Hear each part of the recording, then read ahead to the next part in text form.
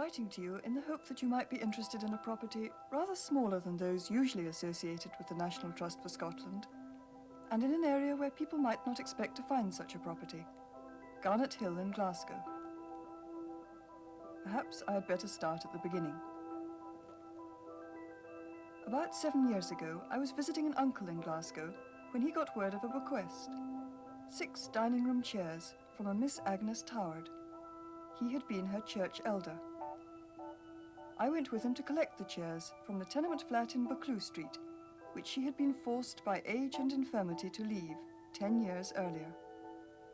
For all of these 10 years, she had paid the rent in the hope of returning one day, and the flat had lain empty exactly as she had left it. Now it was to be cleared and put up for sale.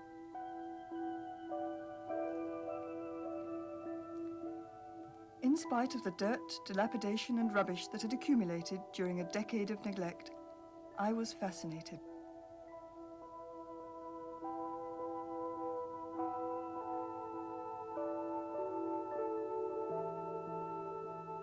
It was literally like walking into a much earlier part of the century.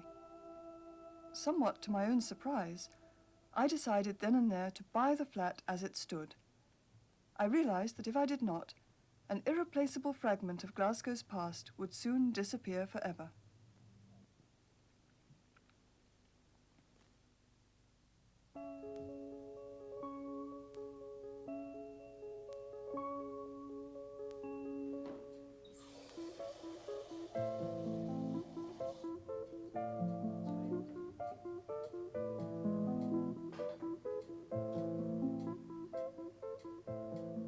During the 7 years that I've lived here, I've done what I can in my spare time to restore the interior to what it must have been like when Miss Toward was alive.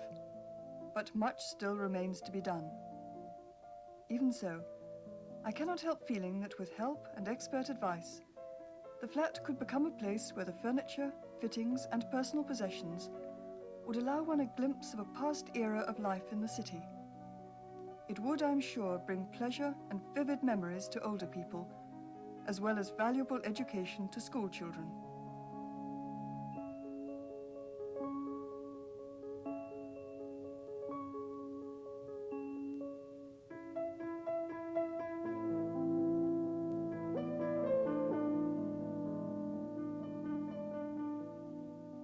Without Miss Agnes Toward, this flat might have been just an old Glasgow tenement brought up to date by a succession of tenants.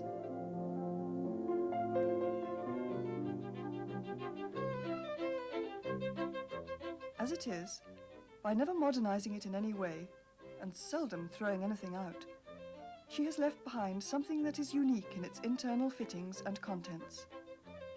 There is so much evidence of her presence that one feels she has only slipped out for a pint of milk.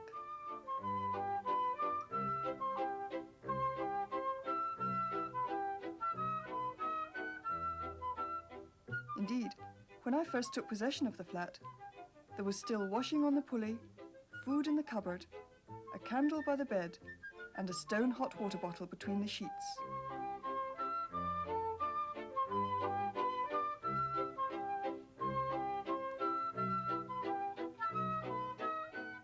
There is also much to remind us of her mother, who came with her daughter to live in the flat in 1911. I found a brass plate advertising Mrs. Toward as a dressmaker, a very early treadle sewing machine, dressmaking materials, sheet music,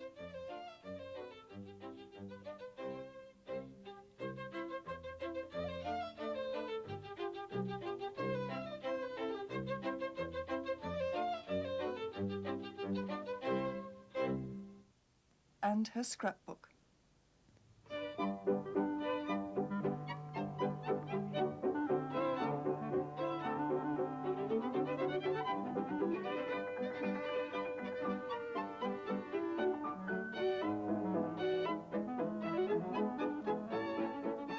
Miss Toward was 25 in 1911 when she moved to Buccleuch Street, and 3 years later, she obtained a new post as a shorthand typist with the shipping firm Prentice Service in Henderson, one of the first women they employed, a decision forced on them by the war, and the number of men volunteering to join the services. She remained with the firm until December 1959, when, at the age of 74, she agreed, reluctantly, to retire.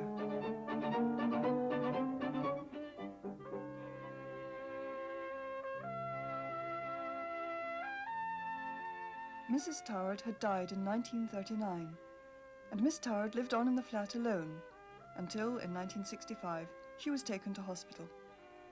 She was the last of her family, so there was no one to look after her things while she was in hospital, nor was there anyone to inherit her possessions.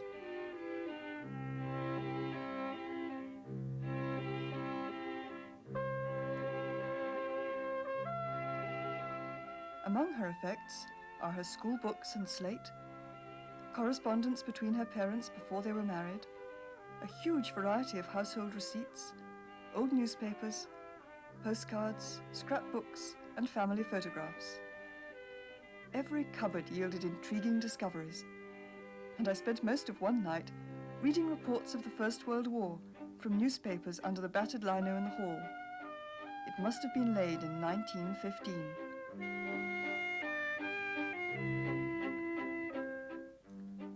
I hope that perhaps this letter may stimulate enough interest to warrant a visit from you, so that you may experience for yourselves the fascination of the flat.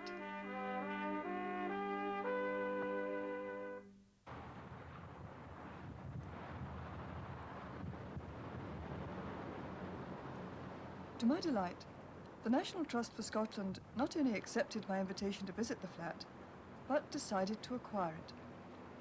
Since then, the task which I began has been completed with all the professional resources necessary, and the final result is even better than I had hoped.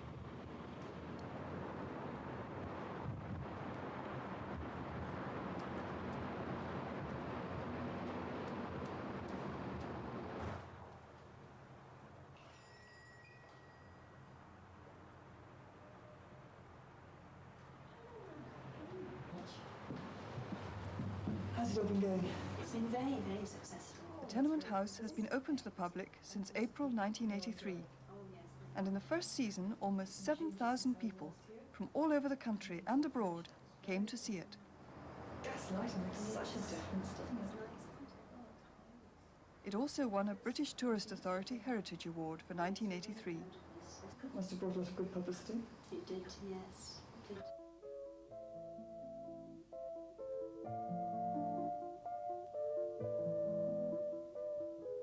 Miss Toward made only one concession to a more modern lifestyle.